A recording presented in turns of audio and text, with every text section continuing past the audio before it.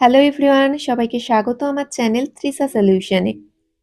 আজকে আমি তোমাদের সাথে আলোচনা করব সপ্তম শ্রেণীর বাংলা বিষয়।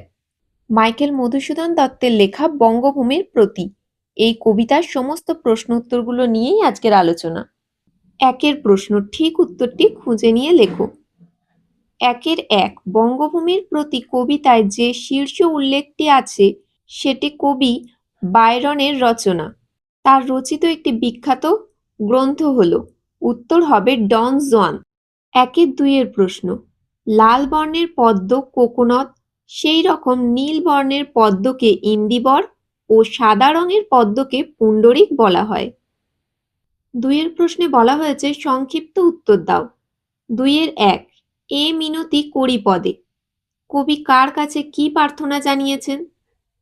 উত্তর হবে কবি মাইকেল মধুসূদন দত্ত এই কবিতায় তার জন্মভূমির প্রতি প্রার্থনা জানিয়েছেন। তিনি যেন তাকে সর্বদা মনে রাখেন। তার জীবনে চলার পথে কোনো ভুল ত্রুটি হলেও কবি যেন বঙ্গজননীর হৃদয় থেকে মুছে না যান। দুইয়ের দুইয়ের প্রশ্ন, সেই ধন্য নরকুলে, কোন মানুষ নরকুলে ধন্য হন? উত্তর হবে কবি মাইকেল মধুসূদন দত্তের মতে যে মানুষকে লোকে মনের মন্দিরে শ্রদ্ধার আসনে বসিয়ে রাখে এবং কখনো ভোলে না, সেই মানুষই নরকুলে ধন্য হন। তিনের তাকে বলা হয়েছে গদ্য রূপ লেখো। পরমাদ এর গদ্য রূপ হবে প্রমাদ। যাচিব এর গদ্য রূপ হবে চাইব। কহ এর গদ্য রূপ বলো। যথা হয়ে যাবে যেমন। জন্মিলে এর গদ্য রূপ হবে জন্মগ্রহণ করলে। দেহ এর গদ্য রূপ হবে দাও। হেন এর গদ্য রূপ এরূপ। সাধিতে এর গদ্য রূপ হবে পূরণ করিতে। এরপরে শব্দার্থ রয়েছে, তোমরা অবশ্যই এটা পড়ে নেবে। কবিতার বিভিন্ন শব্দগুলোর অর্থ এখানে দেওয়া রয়েছে। চারের তাকে বলা হয়েছে শূন্য স্থানে উপযুক্ত বিশেষণ বসাও। ড্যাশ মন্দিরে, এটা উত্তর কি হবে? মনের মন্দিরে। পরেরটা হবে অমৃত হ্রদ, তারপরেরটা হবে মধুময় তামরস। পাঁচের তাকে বলা হয়েছে স্থূলাক্ষর অংশগুলির কারক বিভক্তি নির্ণয় করো। পাঁচের এক, রেখমা দাসেরে মনে, এটা হবে সম্বোধন পদে শূন্য বিভক্তি। পাঁচের দুই, এ দেহ আকাশ হতে, এটা হবে অপাদান কারকে হতে অনুসর্গ, যেহেতু হতে শব্দটি রয়েছে। পাঁচের তিন, মধুহীন করোনা গো তব মনো কোকোনদে, মধুহীন এটাও হয়ে যাবে কর্মকারকে শূন্য বিভক্তি। পাঁচের চার, মনের মন্দিরে সদা সেবে সর্বজন, মন্দিরে রয়েছে তাহলে এটা হবে অধিকরণ কারকে এ বিভক্তি। পাঁচের পাঁচ, মক্ষিকাও গলে না গো পড়িলে অমৃত হ্রদে, হ্রদে রয়েছে অমৃত হ্রদে, যেহেতু একার রয়েছে এটাও হয়ে যাবে অধিকরণ কারকে এ বিভক্তি।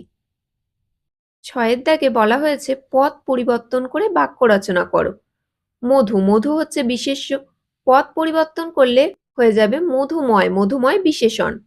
মধুময় দিয়ে বাক্য রচনা হবে মধুময় এই পৃথিবীর ধূলি। প্রকাশ, প্রকাশ ও বিশেষ্য, বিশেষণ হয়ে যাবে প্রকাশিত। বাক্য রচনা হবে সূর্য উঠলে পদ্ম প্রকাশিত হয়। দেহ, দেহ বিশেষ্য, বিশেষণ হবে দৈহিক। বাক্য রচনা হবে দৈহিক পরিশ্রম করা ভালো। অমর, অমর হচ্ছে বিশেষণ, বিশেষ্য হবে অমরতা। বাক্য রচনা হবে অমরতা সব মানুষই কামনা করে। দোষ, দোষ হচ্ছে বিশেষ্য, বিশেষণ হবে দোষী। বাক্য রচনা হবে আমরা অনেকেই অনেক দোষেতে দোষী। বসন্ত, বসন্ত হচ্ছে বিশেষ্য, বিশেষণ হয়ে যাবে বাসন্তী। বাসন্তী দিয়ে বাক্য রচনা হবে বাসন্তী রং আমার পছন্দের।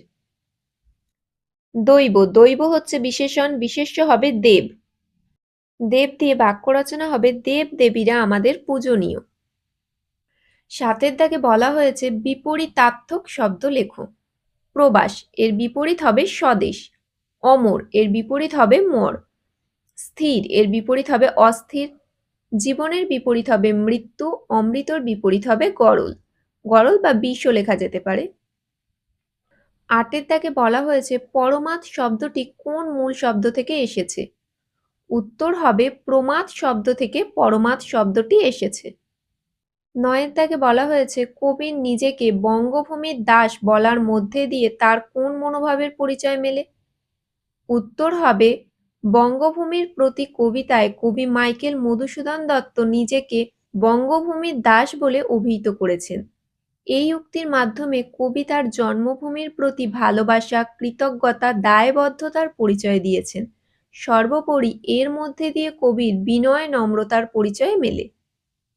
১০ প্রশ্ন, মধুহীন কোরোনাগো, মধু শব্দটি কোন দুটি অর্থে প্রযুক্ত হয়েছে? উত্তর হবে প্রশ্নে সংকলিত মধু শব্দটি কবি মধুসূদন দত্ত এবং পদ্মের মধু অর্থে প্রযুক্ত হয়েছে। ১১ প্রশ্ন, কবিতা থেকে ৫টি উপমা বা তুলনাবাচক শব্দ খুঁজে নিয়ে লেখো। উত্তর হবে বঙ্গভূমির প্রতি কবিতায় কবি মধুসূদন দত্ত অনেকগুলি উপমাবাচক শব্দের প্রয়োগ করেছেন। সেগুলির মধ্যে ৫টি শব্দ হল জীবতারা, মনের মন্দিরে, জীবন নদে, মন কোকোনদে ও স্মৃতি জলে। ১২ প্রশ্নে বলা হয়েছে মন্দির শব্দটির আদি ও প্রচলিত দুটি অর্থ লেখো। উত্তর হবে মন্দির শব্দটির আদি অর্থ হল গৃহ বা বাড়ি এবং প্রচলিত অর্থ হল দেবালয়। ১৩ প্রশ্ন, কবিতাটিতে কোন কোন ঋতুর উল্লেখ রয়েছে? উত্তর হবে বসন্ত ও শরৎ এই দুই ঋতুর কথা আলোচ্য কবিতায় উল্লেখিত হয়েছে। ১৪ প্রশ্ন, মানস শব্দটি কবিতায় কোন কোন অর্থে ব্যবহৃত হয়েছে?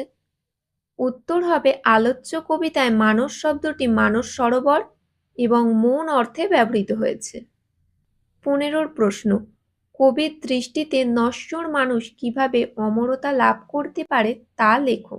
উত্তর হবে কবি মনে করেন যাকে সাধারণ মানুষ চিরকাল মনে রাখে সেই মানুষই তার কর্মের মাধ্যমে অমরত্ব লাভ করে।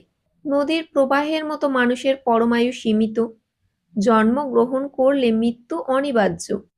কোনো মানুষই দেবতাদের ন্যায় অমর নয়, কিন্তু ভালো কাজের স্বীকৃতিতে কোনো ব্যক্তি অন্য মানুষের হৃদয়ে স্থান লাভ করেন এবং এইভাবেই তিনি মানুষের মনের মন্দিরে অমরত্ব লাভ করে থাকেন। আজকের ভিডিওটি এখানেই শেষ করলাম। ভিডিওটি ভালো লাগলে অবশ্যই একটি লাইক করে দিও এবং এরকম আরও অনেক ভিডিও পেতে চ্যানেলটিকে সাবস্ক্রাইব করে পাশে থেকো।